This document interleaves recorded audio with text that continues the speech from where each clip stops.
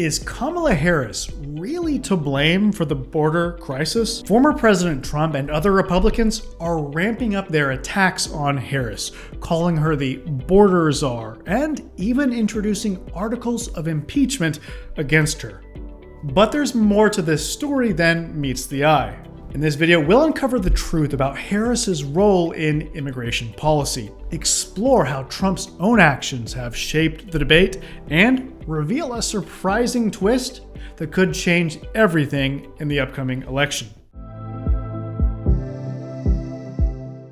I'm Brian Manning, and I used to be an asylum officer with the government, but now, as an asylum lawyer, I help immigrants all over the country to secure their future in America through asylum. Let me know in the comments if you've got an asylum case pending, or maybe you're considering applying. And listen, I'd especially like to hear from you if you've been waiting multiple years for an asylum interview with USCIS. Let me know how long you've been waiting. Harris was appointed border czar, as you know, in March of 2021. Former President Donald Trump said in a recent press call, setting the tone for Republican attacks on Vice President Kamala Harris's immigration record. This criticism intensified as Harris's path to the Democratic presidential nomination seemed increasingly secure.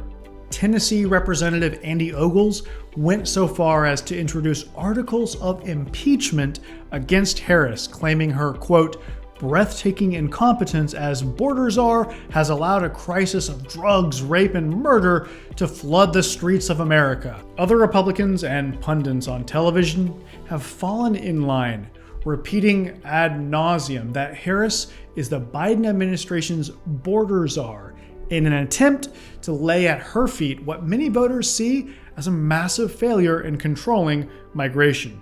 It's part of a broader Republican strategy to portray Harris as directly responsible for immigration issues generally, this despite her role being more nuanced than the border czar title suggests. By linking Harris closely to this contentious issue, critics aim to undermine her credibility as she gains steam in the polls, erasing the lead that Trump had before Biden stepped aside. The problem with this line of attack? Well, it's not true, or at least the border czar part. She was never designated as such, neither formally nor informally, and she never had any kind of direct authority or responsibility for the border. But to be clear, Harris was intimately involved in immigration policy, and as the vice president in an administration that has seen record numbers of border crossings, she cannot disavow all responsibility for what many in the public see as a wholly unacceptable situation at the border.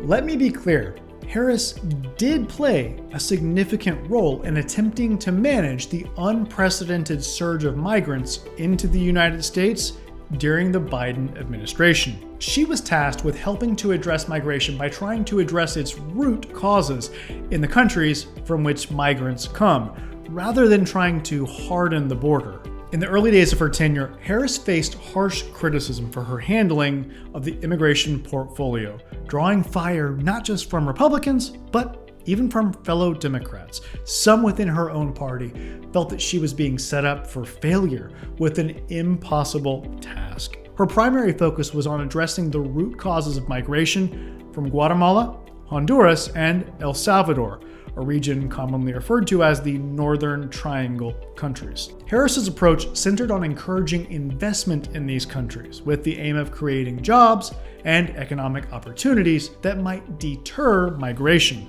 She worked to help raise over $5 billion in public and private funds, an effort that has led to the creation of tens of thousands of new jobs in the Northern Triangle, with promises of many more to come as new factories and businesses are being established. Additionally, she pushed for the development of a program that would allow refugees to apply for protection within their home region, potentially reducing the number of people taking the dangerous journey to the US border. However, critics argue that focusing solely on the Northern Triangle countries was a strategic misstep. While migration from those countries did indeed stabilize, there was an unexpected surge in migration from other nations, particularly Haiti, Venezuela, and Cuba. Some experts in the field believe that Harris's approach was outdated and failed to address the rapidly changing dynamics of global migration patterns, a policy failure that they blame on both Biden and Harris. By the way, if you want to maximize your chances for asylum success, then be sure to hit the subscribe button and the bell notification so that you don't miss the insights that I share on this channel. All right, it's worth noting that as vice president to Barack Obama, Joe Biden actually had a similar role to the one he assigned to Harris, dealing with economic issues in Central America. The United States has a long and complicated history in the region, having supported civil wars in the 1980s before withdrawing abruptly, which helped set the stage for the current migration pressures. Harris faced significant backlash for telling migrants do not come during a high-profile trip to Guatemala, and for appearing dismissive when questioned about not visiting the US-Mexico border. Her staff made efforts to distance her from the rising number of border crossings, a move that some saw as problematic given her assigned role in addressing migration-related issues.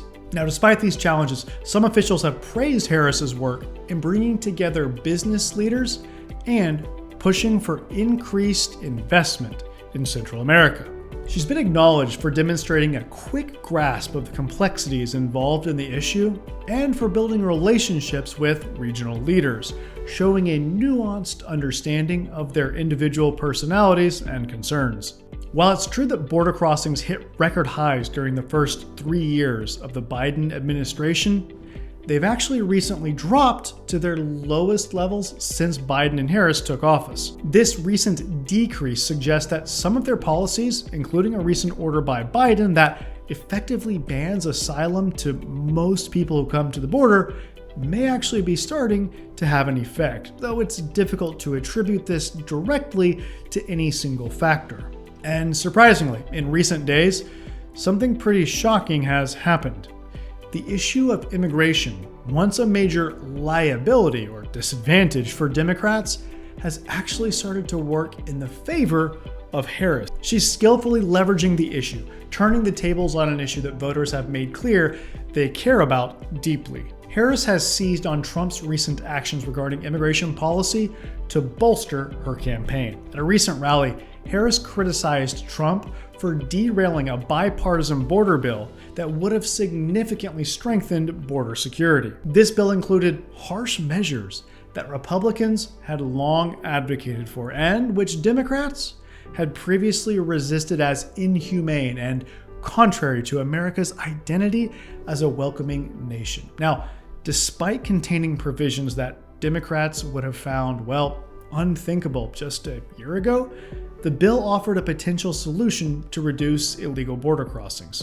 To be sure, most Republicans would have been thrilled to have passed this bill. Trump's response to this bipartisan effort was telling. He publicly instructed Republicans to vote against the bill, explicitly stating that its passage would benefit Democrats and hurt his own poll numbers. You see, Trump knew it would be effective in addressing the border, which voters cared deeply about. And, he didn't want Biden to get the credit for it. Trump's directive led to Republican lawmakers blocking the measure from becoming law. Now, Harris has leveraged this situation, running ads that highlight Trump's willingness to put his political interests above practical immigration policies. He's playing politics, putting his own interests over those of the country, Harris is pointing out. Now, President Biden, who supported the bipartisan bill, has likewise condemned Trump's actions as self-serving and emphasized the need for pragmatic solutions to immigration challenges. This recent episode aligns with Trump's history of using immigration as a political tool.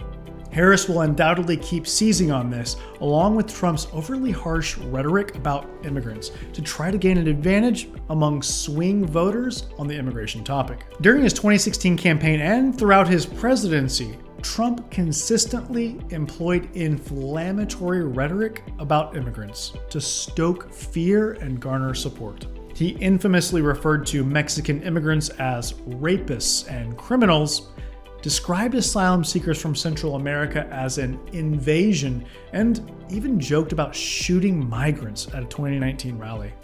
His derogatory comments extended to calling Haiti, El Salvador, and African nations shithole countries, reflecting a pattern of racist rhetoric. Trump has also repeatedly used misleading crime statistics to falsely link immigrants with increased crime rates, fueling a narrative of fear. He recently claimed Venezuela is emptying its prisons and sending criminals to the United States, citing a supposed 72% drop in Venezuelan crime. However, there's absolutely no evidence supporting this assertion. While some crime rates in Venezuela have decreased, it's likely due to gang consolidation and population decline. And studies show immigrants in the United States are actually less likely to commit crimes than US-born citizens. Trump's policies as president also targeted specific groups, most notably through the controversial travel ban, often referred to as the Muslim ban. By consistently portraying immigrants as criminals and invaders, Trump has sought to manipulate public perception for political gain. These comments may play well with his base, but Trump risks alienating the centrists that will likely be decisive in what will probably be a very close election. If you're ready to take the next step and get help with your asylum case, then please call my office today. That number is 713-909-0401. And remember, we help people all over the country, so it doesn't matter where you live. Call us right now to schedule an asylum strategy session so that we can see whether we might be in a position to help you secure your future in America through asylum. Again, I'm Brian Manning, and it's truly an honor to serve you in your asylum journey.